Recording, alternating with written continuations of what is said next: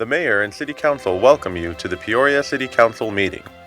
As a courtesy to others, please silence all phones. If you would like to address an issue that is on the agenda, or if you would like to speak to the council regarding a non-agenda item, please complete a speaker request form, which can be found in the front lobby of the Peoria City Council chambers or in the tray to the left of the speaker's podium. Please place the completed speaker request form in the second tray to the left of the speaker's podium labeled Request to Speak. All speakers will have 3 minutes to complete their comments. A countdown clock is easily visible on the left side of the wall behind the City Council dais. Only items listed on the agenda may be addressed by the Council. Since items presented as part of a speaker's request have not been listed on the agenda, and due to the requirements of open meeting laws, the Council will be unable to respond to items presented as part of the speaker's request. However, please be aware that your comments will be noted. The speaker's name will be called to speak at the appropriate time, in the order that the forms were received. Thank you for your interest and participation in the Peoria City Council meeting.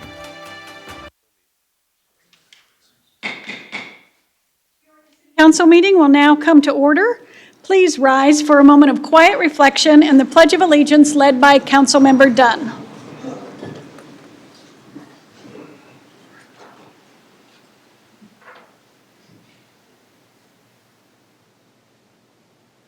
I pledge allegiance to the flag of the United States of America and to the republic for which it stands, one nation, under God, indivisible, with liberty and justice for all. The clerk will please call the roll. Mayor Carlett. Here. Vice Mayor Finn. Here. Councilmember Patino. Here. Councilmember Binsbacher. Here. Councilmember Edwards. Here. Councilmember Hunn. Here. Councilmember Dunn. Here. Council Liaison Greathouse. Here. And Council Liaison Ravindran. Here. Good evening and welcome to the Peoria City Council meeting of August. What date is it? It's not August, we know that. It's so close. January 21st, 2020. We will begin this evening with a presentation to honor the Liberty Lions football team. All right. Yay. Let's hear it for them. We don't have anyone. We know that high school sports teaches us about value and commitment, hard work and sportsmanship, lessons that will benefit our students for a lifetime. Coach Mark Smith led the program to its first state title in school history.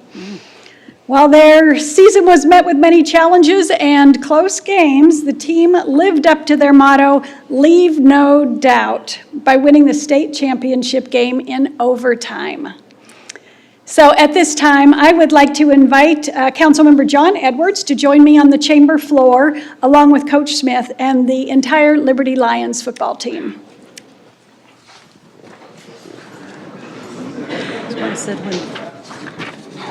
The chambers are cleared.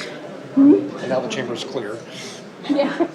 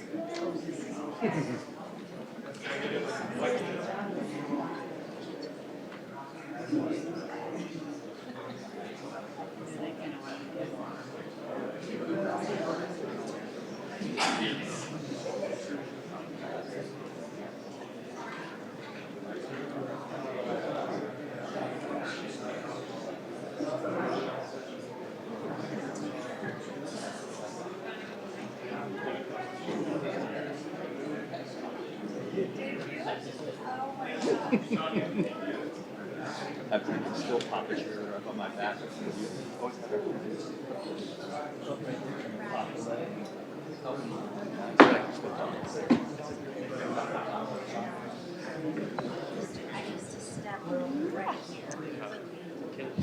Liberty Lions football team.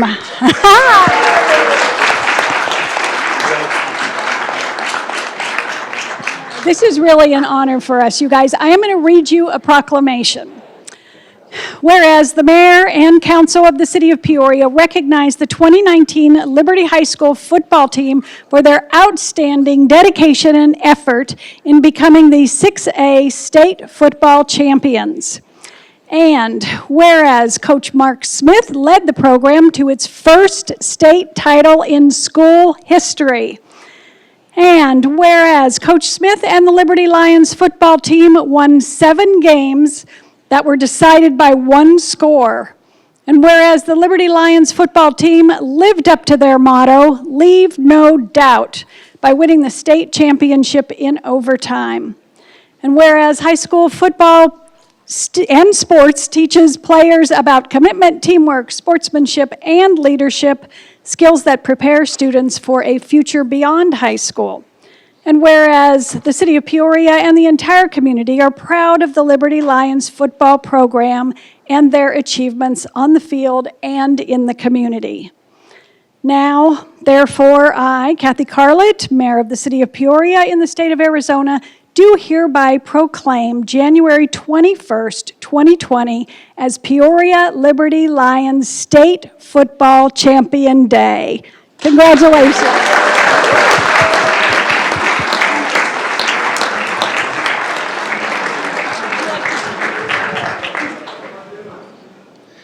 Well, first, I'd just like to say thank you to Mayor Carlett and the city, also to the Peoria Unified School District, to Liberty High School, and to all of Lion Nation. A lot of support this year. Couldn't be done without these young men here beside me and without our coaches. It was truly a very rewarding experience, but something that we took very seriously in representing Peoria, the Peoria Unified School District, and Liberty High School. We didn't take that for granted. And, you know, we did it in typical Liberty fashion. These kids could be named the Cardiac Kids if you wanted them to, because we found out how to win a game in overtime in Sun Devil Stadium on December 6th, 34-28 against the Red Mountain Lions out of Mesa, and it was a great experience, and couldn't be happier for these young men. And they let that motto, we let our seniors pick the motto every year of "Leave no doubt," and that's what they picked this year, and because we felt like we left a little doubt last year. Well, with all the, you know, we talk about life lessons learned in high school athletics, and, you know, these student athletes are not only great, obviously, football players, but they're even better young men, and we couldn't be prouder of them, and hopefully they can take some of these lessons they learned throughout the 2019 football season and their high school football career into the future. So thank you very much. I'm going to turn it over to our team captain, Tamo Sandoval.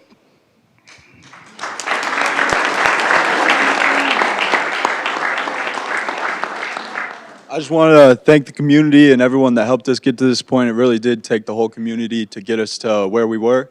It was a really fun season, had a lot of ups and downs, and it really took us coming together as a team, figuring out how to love each other to really get to where we wanted to be. So really good season, really good coach, really good coaching staff. Thanks, guys. It was great.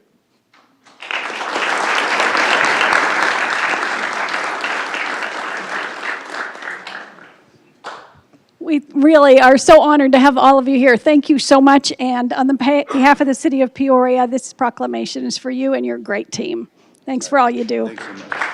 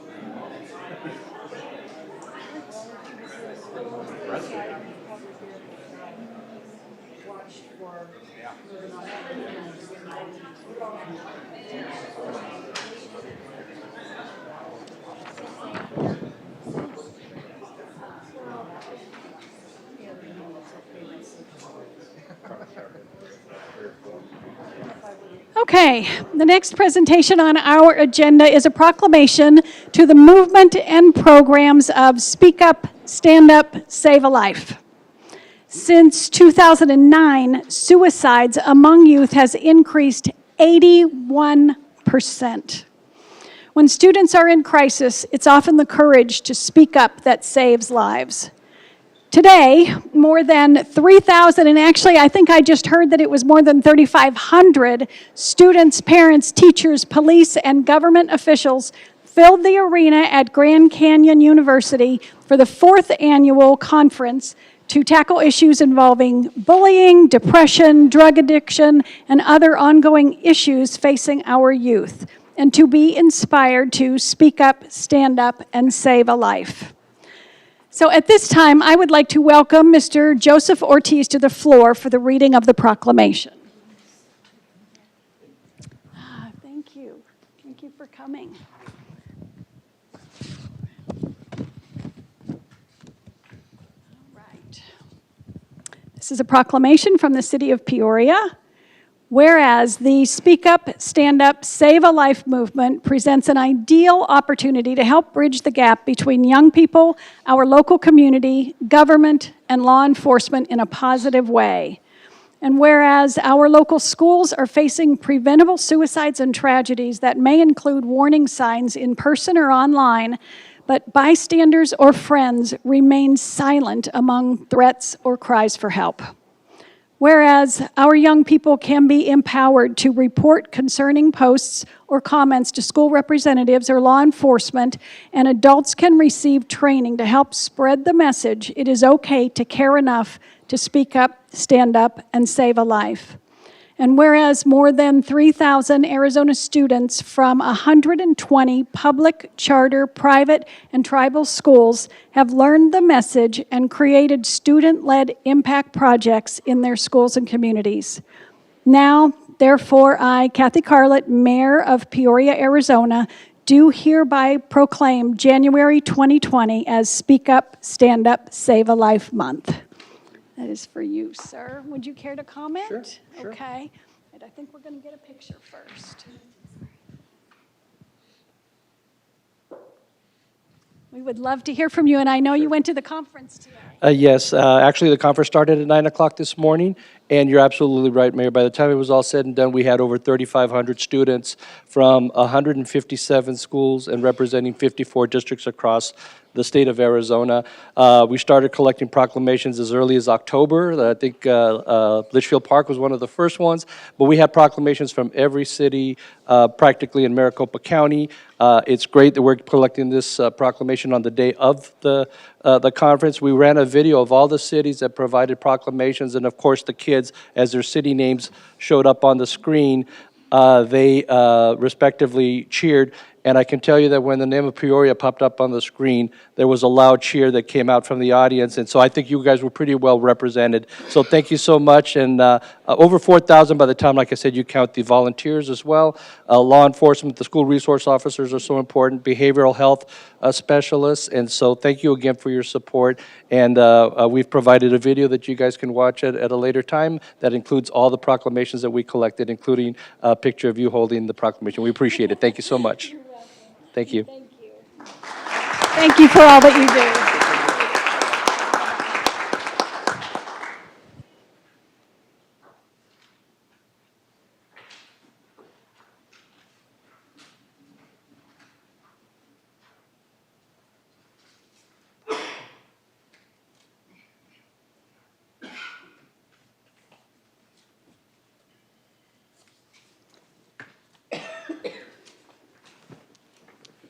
All right, we will now proceed to the consent agenda. All items listed on the consent agenda are considered to be routine or have been previously reviewed by the City Council and will be enacted by one motion unless a council member requests that an item be removed and considered in the normal sequence on the agenda. Tonight's consent agenda includes items that require a public hearing. If there's any member of the public present who wants to address a public hearing on the consent agenda, please complete a speaker request form and place it in the bin next to the speaker's podium. This item will be removed from the consent agenda and heard during the normal course of the regular agenda. I have not received any speaker request forms. Council, are there any items that you care to remove from consent? Seeing none, council, please vote. Oh, I need a motion. I move we accept the consent agenda. A motion and a second?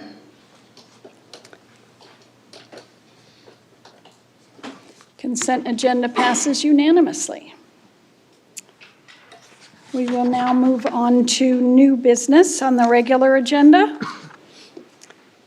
Item 10R, grant Arizona Sports and Tourism Authority Parks and Recreation Equipment and Sports Field Lighting. Staff report from Mr. Tyne. Thank you, Mayor. John Sefton, our Parks, Recreation, and Facilities Director, will discuss a grant opportunity to assist us with improvements in various recreational amenities here throughout the city.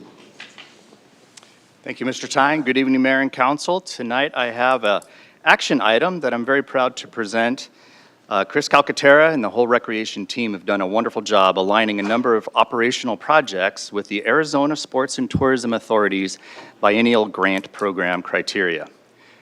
The core of the program through ASTA, the Youth and Amateur Sports Grants, is to identify, solicit, develop, and allocate funding for youth and amateur sports for projects within Maricopa County, which will serve a wide variety of sporting and physical activity experiences. Our state's tourism dollars at work for us. So the team has put together a wonderful application that will cover youth sports and has actually been awarded funding through ASTA. So youth sports will have AEDs out on site along with portable soccer goals. The aquatics division for on-deck tables, benches at all three pools. And if anybody has ever been to a swim meet, you know that spectator seating in between the events is an important facility amenity. The Rio Vista Rec Center will rotate out select treadmills on the fitness floor. And the lion's share of this grant will go towards lighting of the sports facilities at the neighborhood park at the Meadows. It has been a long-time council priority for lighting our sports fields and our multi-use play areas throughout the city.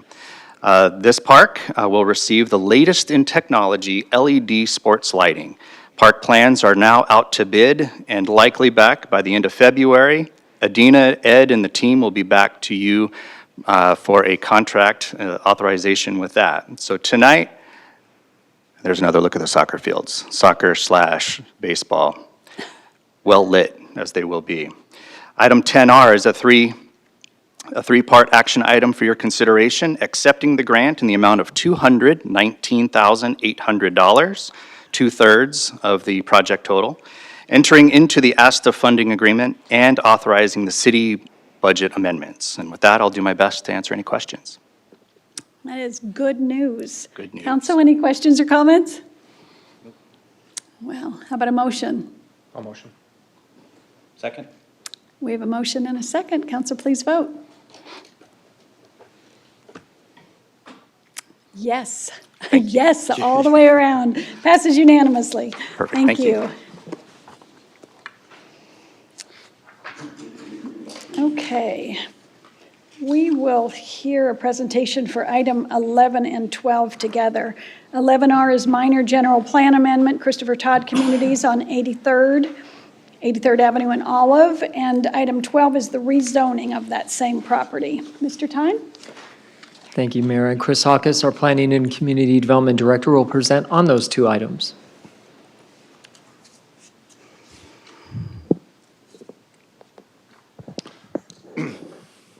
Great. Well, good evening, Mayor and City Council. Items 11R and 12R, this is a minor general plan amendment and a rezone. They pertain to a site of approximately 17.7 acres located at the northwest corner of 83rd Avenue and Olive. The applicant tonight is Buse Gilbert McGroder. They are representing the applicant, Hancock Communities. In these requests, the applicant is seeking to construct a 189-unit gated multifamily residential community. The community would consist of single-story, 1- and 2-unit buildings, or as we call it, horizontal multifamily. All right, there are two actions this evening. The first is an amendment to the Old Town Specific Area Plan. The Specific Area Plan, that's an implementation tool of the general plan. It provides guidance for the Old Town core and about 4 square miles around it. The request would still keep the multifamily designation on the property, but would reduce the density from medium-high density, or 18 to 25 units per acre, down to medium density, or 5 to 18 units per acre. The companion request would be to replace the existing entitlement approved in 2008 for traditional multi-story apartments in favor of a new planned area development that responds to the lower density and the single-story product type. So that's item 12R.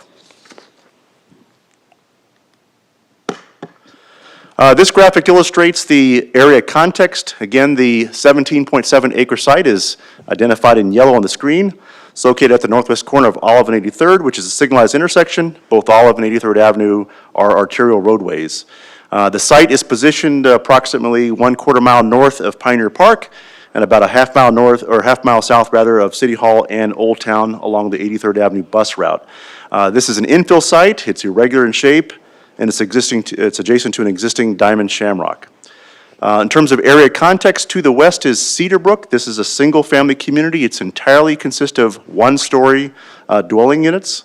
To the north of the site is Mesquite Vistas, it consists of 1- and 2-story single-family. I should note that between the site and Mesquite Vistas, and we'll talk more about this later, there's an existing 30-foot strip of city right-of-way. This was the Hatcher right-of-way. At one time, Hatcher Road was contemplated to go through to 83rd Avenue. Years ago, that vision changed, and when Mesquite Vistas came in 2001, the northern half street, the northern 30 feet, that was abandoned by the city, and the developer incorporated that strip into the Mesquite Vistas development. So typically, when right-of-way is abandoned, what happens is the half street goes to one property owner, and then the other side of the half street goes to the other abutting property owner. That's typically how we handle abandonments. So moving on, to the east of the site is the park at Roundtree Ranch. You'll recall this is a multi-story, multi-family development that's currently under construction. The hard corner is a 4.5 acre site that will be future commercial development. And then, as you know, to the southeast, Circle K and the bungalows, and then to the southwest is the Villages at Pioneer Park. That's a horizontal multifamily that's currently in site review. Okay, so before I move into the proposal, I just wanted to orient the council with the existing entitlement that's on the property. This proposal seeks to replace that existing entitlement. The existing entitlement was a PAD zoning case that was approved back in 2008. That approval allowed up to 364 units or 21 units per acre in a 2- and 3-story apartment building format. That was about the time, of course, that the Great Recession took place, and that development never materialized. So what the applicant in this case is introducing a product type that they'll argue is more responsive to the market and has a density that's about half of what we approved with the existing case back in 2008. Okay, so this is the conceptual development plan. Again, the applicant's proposing a 189-unit gated multifamily community of about 10.7 units per acre. All units are single-story. They consist of both single-unit buildings and duplexes. If you look at the screen, the site plan, the buildings in blue, those are the duplex. Those are 1-bedroom units. The ones in brown, those are the 1-unit buildings, and those are 2-bedroom units. So each unit has a private backyard. They range between 200 and 275 square feet in area. Units along the perimeter have much larger backyards. The backyards along the perimeter range between 20 foot in depth, and then along the northern side, 30 feet in depth. So through this development, the city would be abandoning the southern half street of Hatcher Road, which would go back to the property owner and be incorporated into this development, hence the bigger backyards that I talked about on the northern side of this development. Parking consists of both surface parking Also 68 garage units and 33 guest spaces that are distributed throughout the project. In terms of the amenity package, it consists of a centralized event lawn with a pool and spa, including a fitness studio. There are also secondary green event spaces in the development and multiple courtyards to spur resident interaction. This graphic identifies the site access. The site will have 8 gated pedestrian access points. They're denoted on green if you can make that out on the site plan. So there will be 1 pedestrian access on Olive. There will be 6 pedestrian access points along 83rd Avenue where the bus line's located, and there's going to be 1 at the northwest corner of the site at their Hatcher right-of-way. So with the Hatcher right-of-way gated pedestrian access, the developer will also be, as part of this project, constructing an ADA path from the site to 84th Avenue. 84th Avenue is currently where Hatcher Road terminates as a paved roadway. So the developer will not only be maintaining the pathway, but also keeping the corridor weed and debris-free as part of this project. In terms of vehicular access, the site will be accessed at 2 locations along 83rd Avenue. The city did not permit access to Olive, given the existing capacity and level of service on Olive. It's really a busy roadway, and the planned driveway locations are problematic given the development to the south. So the developer was directed to provide all access on 83rd Avenue. So in terms of the 83rd Avenue access, the primary access will be, if you see the southern driveway, that's the main entry into the site. That will be full access way. They will have to modify the median to provide that full access. The northern driveway, that's going to be egress only. So somebody could exit the site and then go northbound, but there won't be any lefts in or right ins to the onto the northern driveway.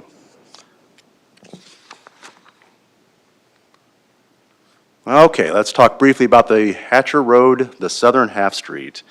So as I mentioned, only the southern half street of Hatcher Road remains, so it's a 30-foot strip that's owned by the city. Again, years ago, we determined we didn't need it for vehicular access, and the northern half street was incorporated into the development to the north. So the city looked at this stretch for pedestrian access, but the issue is that at 30 feet in width, it has a run of about 850 feet, so it's a pretty long run there. And that becomes problematic because it produces a strip that is too long and narrow, creates a nuisance condition in terms of maintenance and safe pedestrian access.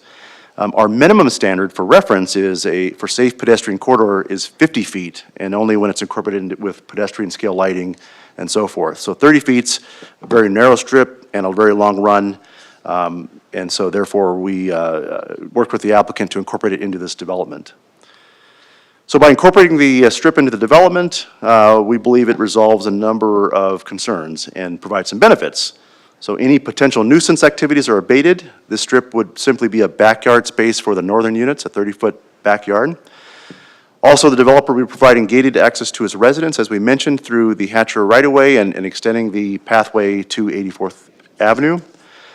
And then with the ADA path to 84th Avenue, the developer will also be assuming maintenance responsibilities in that area. All these things are off-site, so we appreciate the developer working with us to extend that connection point to 84th Avenue. Okay, I want to talk about some of the theming and recreational elements. So highlighted in yellow is the event lawns. So on the left hand of the graphic, that's actually pointing northward. Right hand is along Olive. So you'll see the centralized green and the 2 smaller greens. Units in this development, they're clustered in a manner that produces a shaded courtyard, and they're done in a way so that they produce interaction. That's one of the reasons why this development is done in this fashion. This graphic, let's see here. So there's the courtyard, the shaded courtyard here. What this graphic shows is the theme pedestrian access. You'll recall I talked about a pedestrian access point 1 to Olive, 6 along 83rd, and 1 at Hatcher. So they'll all be themed in this manner with trellis, with seating and receptacles outside. They will also be providing a connection out to the sidewalks and some hardscape along the sidewalk. So as part of this development, the developer will also be maintaining any hardscape that might be in the right-of-way that provides access to the sidewalk there. And then finally, before I move forward, I wanted to talk about some of the design principles that we worked with the developer. You know, as the council knows, this is a very new product type. It's a product type that's increasingly popular, not only in Peoria, but around the valley. And we want to make sure that as new product types come in, that we, as a staff, we take stock. We try to identify, you know, what things are working, maybe where there's some shortfalls, and try to work with the applicant to identify solutions to some of those design items. I do want to, I do appreciate the applicant. They were a very willing partner in trying to work with us on shaping the project a little bit. But I wanted to identify some of these design elements and how they incorporate into this project. So in some horizontal multifamily, when you look at it, one of the things that we've noted in other cases where sometimes you'll see the building elevations all lined up in a row. And so we wanted to avoid that type of impact. So in this one, we asked for staggered building elevation. So if you look along 83rd Avenue, you'll note that between the clusters of blue and then the yellow buildings, they all have different orientations. So there's going to be, when you look down that street line, there's going to be a staggered building profile. So they're not all going to be lined up in that manner. Another thing we noticed too about this product type is we wanted to make sure there's product diversity. We wanted to make sure that we didn't just have one building type and only one color. So what we asked for was some product diversity. There happens to be two types of building types, a craftsman and a farmhouse elevation. And they're also implementing 6 distinct color material schemes that are distributed throughout the development. So that's another thing that was done with this one. The other thing we noticed too is that particularly along transportation corridors, we always ask for a noise wall, and so noise walls are a little taller and thicker than normal walls, and what that can do, particularly if you have a very shallow yard, it produces kind of a canyon effect. You basically got the building right against the street line. So what we asked for here was, particularly along the transportation corridors and perimeter lots, we wanted those backyards to be deeper and bigger than you normally see them, and that was the case here. So as I mentioned, all the backyards along perimeter units are all at least 20 feet in depth, with the northern units 30 feet in depth, reflecting the old Hatcher right-of-way. Also, it was important to have a very distinct and robust theming package and amenity package. We believe that was accomplished here. That got interspersed not only also with the pedestrian access points that you saw leading to the streetscape. It was very important to have connectivity not only to the bus line but throughout the project, and we think that's present in this case. And then also a condition that we've seen in some other projects is more an internal condition, but that's some of the utility screening. We wanted to make sure that they were screened appropriately and that wasn't a prominent thing that you noticed on buildings. And so we've worked with this applicant and also in prior applicants to make sure that any meter packs are well screened and something that's not visible and a prominent feature on the building. So all these things are things that we've noted in prior cases, and we made sure that they were implemented as part of this development. Okay, this graphic identifies the existing general plan land use and the zoning to the right. The site is currently designated master planned area on the general plan, meaning there's an underlying specific area plan. In this regard, as I mentioned, the applicant is seeking to maintain the multifamily disposition, but reduce the density down from a product type that provides for a better land use tradition and a better fit, particularly adjacent to one-story single-family along the western property line. On the right, the existing site, as I indicated, is zoned planned area development for a higher density multifamily. It's adjacent, again, to small lot developments zoned R18 to the west and R16 to the north, single-family zoning. And so compatibility in this regard is very important when you have that type of edge condition. So it was important that standards were tailored to promote compatibility here. So collectively, when we look at the entire corner, and with the changes in the retail landscape that we're seeing, we believe that the overall units provide for additional housing opportunities for a household type that we've heard in recent years that's changing rapidly, but also helps support existing commercial opportunities in the area. As you all know, through the general plan and rezone process, there is a public outreach program. So notice of application, notice of hearing was provided to all owners within a 600-foot radius, also all registered HOAs within 1 mile. A neighborhood meeting was held on April 15th at Peoria Community Center. We had 3 attendees there. The discussion primarily centered around the disposition of Hatcher Road. in noting the case overall, we haven't received any outright correspondence in opposition.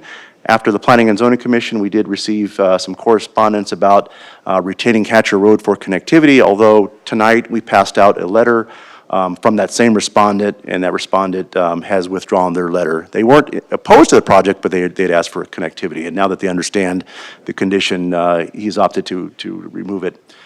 And then finally, in regards to the school, the applicant has been meeting with Peoria Unified School District, and they've been working towards the terms of a voluntary assistance agreement. The item went to the Planning and Zoning Commission on December 12th. We had one speaker present. That speaker was from the Mesquite Vistas community, and their comments were essentially, they were interested in that southern half-street being provided back to the residents of Mesquite Vistas. And so as we explained, the way that typically occurs is that the southern half-street would go back to the abutting property owner to the south. Overall, what are our key findings? Our key findings are that the amendment meets the spirit of the Old Town Specific Area Plan, it retains the multifamily land use, provides for an infill development where infrastructure, public facilities, and transportation options are in place. We think this is an appropriate transition within the environment. Standards will maximize compatibility, and overall, we believe additional units will not only support commercial in the area, but also the larger market service area. So Mayor and Council, there are two actions tonight. 11R, that's the minor general plan amendment, and that's a requested change to change the specific area plan from medium-high residential to medium-density residential. And then its companion 12R, rezone, to approve a change from the Colonial PAD to the Christopher Todd PAD, subject to conditions in Exhibit 1. And with that, I'll take any questions. Thank you. Great presentation. Council, are there any comments or questions? Councilmember Hunt?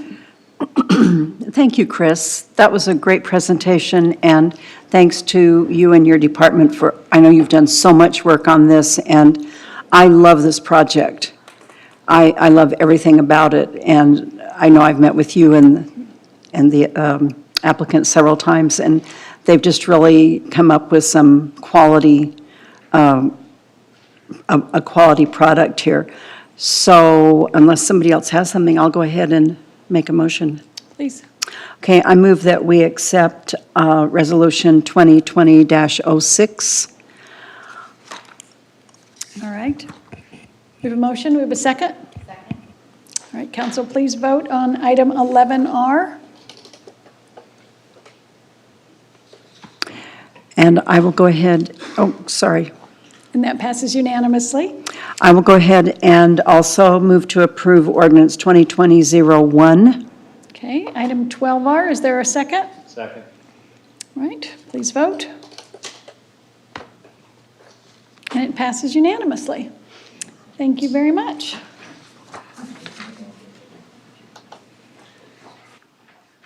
All right, we will now move on to the Vistancia Community Facilities District Board meeting. The consent agenda consists of two items. 13C is the May 21st, 2019 Vistancia Community Facilities District meeting minutes, and item 14C is the fiscal year 2019 annual financial report. Board members, are there any items to be removed from consent? All right, seeing none, is there a motion? So moved. Second. We have motion and second. Board members, please vote. And it passes unanimously. And we will now move on to the Vistancia West Community Facilities District Board meeting. The consent agenda consists of two items. 15C is the August 13th, 2019 Vistancia West Community Facilities District meeting minutes. And item 16C is the fiscal year 2019 annual financial report. Board members, any items to be removed from consent? Seeing none, do I have a motion? So moved. We have a motion Second. and a second. Thank you. Board, please vote. And that passes unanimously. The next item on the agenda is called to the public on non-agenda items, and I have received no speaker request forms. And so we will now move on to reports from City Manager. Mr. Tom. Great, thank you, Mayor. And just one item, I just thought I'd recognize one item that was on consent. It's a relatively small budget amendment, but it's kind of exciting. It's part of our Healthy Neighborhoods initiative. There was a small amount of funding that was put to help convert one of our vehicles into what we call a pop-up community engagement vehicle, a pop-up van. And the concept is to have a more mobile, visible City Hall kind of service center that would actually be an outreach to all the different neighbors, available to all different neighborhoods throughout Peoria, and also is available for neighborhood meetings, outreach initiatives for any one of our departments. So exciting, thank you for the funding that will support that, and we'll be converting that quickly and getting that on the road. And that's all I have, Mayor, thank you. All right, fun stuff, thank you. All right, we will now move on to reports from City Manager, and from City Council, excuse me, and we will start with Youth Council Liaison Ravindran. So last week, the Youth Board subcommittees had a meeting, and we're currently planning Youth Government Day and the Educational and Career Fair, and along with other events that we're currently working out.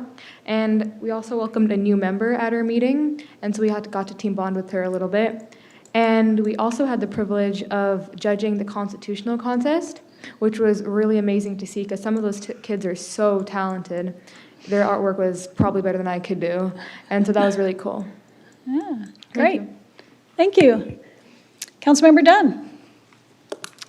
So I attended the West Valley State of the State, and it was really interesting, some of the statistics that came out. Yeah, the amount of people moving into Arizona, I think it was 350 a day. So we're expanding not only in Arizona, but as we well know, in Peoria as well. And one of the things that stood out in my mind is extra funding for mental health. And I think that's important. And as we grow in our health districts, our hospitals, we have a new hospital out here. It's very important that the state is recognizing that, and that made me happy because we do need to do more in our community. I think there's a big need, and so it was nice to hear that they are putting money aside for that. I attended today the Peoria Community Leadership Meeting at the Citadel Praise Church. Our police commanders were out there speaking to the community about how to protect themselves from identity theft. It was very informative. I think it was a great service that we offer to the community. But in doing and in being there and attending, the Citadel Church of Praise also let us know, and our community center does it too, but they're doing the tax aid. So if people need their taxes done and they make under $55,000, they will prepare the taxes for free, and this is on weekends. I know our community center does it on the weekdays, but this is a service for the community to come out and get their taxes done on the weekends, and $55,000 or less, it's no charge to them. So I appreciate their, working with our residents in the community to provide that. I just wanted to congratulate the Liberty Lions, and I'm very thankful to you, Mayor, for doing the, I forget what they're called now. Proclamations for Speak Up, Stand Up, Save a Life. It really is important that, maybe you might not have had it affected you personally, but you probably know somebody that did. So thank you for doing that. It's very much appreciated. Mm-hmm. Of course. Councilmember Hunt? Thank you, Mayor. I'm very happy to report that 2 Saturdays ago, I had a shred event that was the largest that I've ever had in this district. 132 cars came through. It was very, very steady. They just came one after another for the whole 2 hours. And I just can't imagine. I mean, I'm so proud to know that all of that stuff is now being recycled somewhere instead of just going into a landfill. Saturday, I welcomed a new family to a Habitat for Humanity home right back here in Old Town, and we have another one coming this Saturday. There are 4 homes right along there in order, and so the next 4 Saturday mornings, if you need me, that's where I'll be. Just so proud to recognize these families. This was a young man and his wife, and they had 3 children under the age of 3 years old. She's going to have her hands full, and they're just so happy. They've worked 4 years to qualify for this Habitat home. And sometimes people think that it's the government giving people a house. They're not given this, they have a mortgage, and they have to qualify, they have to put in 300 man-hours of service to even qualify. It's a really lengthy and a very arduous process, and needless to say, they are very happy once they're ready to move in, and that makes me really happy. I too want to say something about the Stand Up, Speak Up, and Save a Life. I understand we had two of our Youth Advisory Board members reluctantly take off time from school to go to that event this morning, and you know, it's something you can say, yeah, okay, they went, hopefully they'll go back and do something, but if you've raised a kid or been a kid, and you can remember kids, even young adults, sometimes do really silly things that if they had time to think about it, they wouldn't do it, they might go back and regret it, and especially, I think, those junior high years, just if we can ask kids or young adults to stop and think before they say something mean or before they attach a name that's not flattering to someone, because they don't know what's going on in that child's life at home, and that might just be the comment that pushes them over the edge. So I really appreciate us paying tribute to this thing that they do at Grand Canyon every year now. And I also want to attach to that a special shout out to our school counselors and our school resource officers. They really carry a lion's share of helping these kids. They might be the only adult person that kid has to go to when they have a problem or they just need to talk. So really know that you are appreciated, and I will always support you. And that's it. Thank you. Councilmember Edwards. Thank you, Mayor. The only thing I have this evening, I just wanted to do a special shout out to the Friends of the Public Library. I attended their monthly meeting today, and they have some exciting things coming up this year. It marks their 100th year anniversary, and they'll be doing a kickoff at the library up at Sunrise next month with a movie and some special events. But each month during the course of the year, they're going to have some special events both at the Sunrise Library but also the main library here. And I think the first month they're doing it's remembering the 1920s, and so they'll be doing dress up in Arab clothing and showing a silent movie reminiscent of the 1920s. So if you love the library like I do, please reach out to the library and find out what special events they'll be doing through the course of the year. That's all I had. Thank you. Vice Mayor Finn. Thank you, Mayor. I believe my fellow council members have covered most of the topics that I wanted to cover, but I did just want to thank staff for the retreat, if you will, kind of loosely called a retreat, more like a workshop study session on Friday. I know that's everybody's day off, and it was a very crowded house, and everybody worked really hard for that. So I just wanted to thank you all for all your hard work on that. I enjoyed it very much. I thought it was very productive, so thank you very much. Thank you. Councilmember Binsbacher.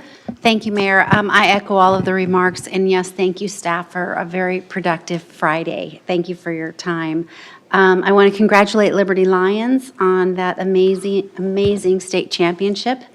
Also, Speak Up, Stand Up, Save a Life, an incredible movement raising awareness for a very, very important cause, and I'd like to remind everyone to remember to exercise those habits and awareness on social media. It's so important. Thank you.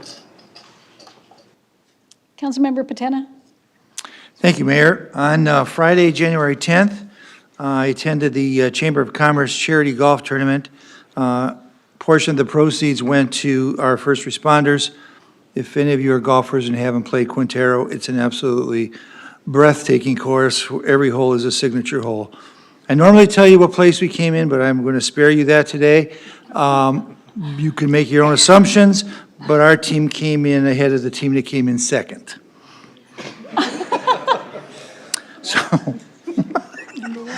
Okay, on Tuesday, January 14th, I attended the Northwest Valley Lions annual meeting. I go out there once a year and I talk to the Lions Club, and I kind of give them an update on what's going on in the city, things that are happening, and there was probably about 15 or 20 people there. It was a nice event.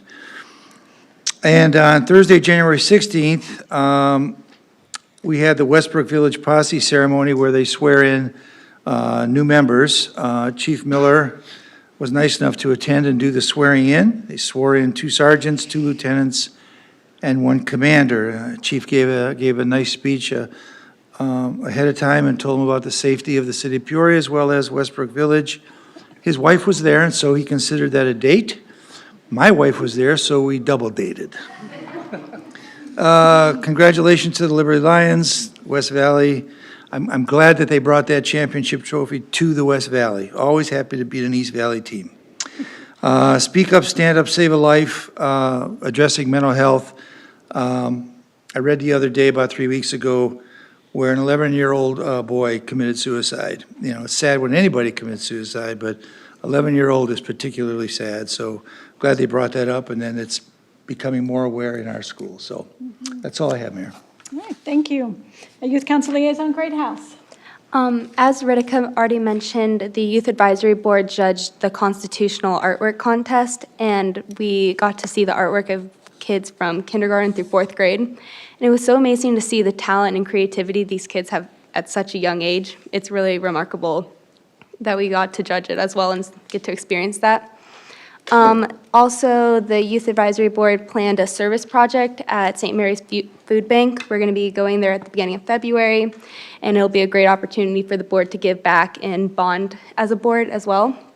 At my school, Glendale Prep, myself and a group of peers are going to be meeting with Councilman Edwards to have lunch and discuss things we're curious about in our community and things we want to bring up, and we're all looking forward to it, so that'll be fun. And I'm so pleased to hear that January was recognized as Speak Up, Stand Up, Save a Life Month.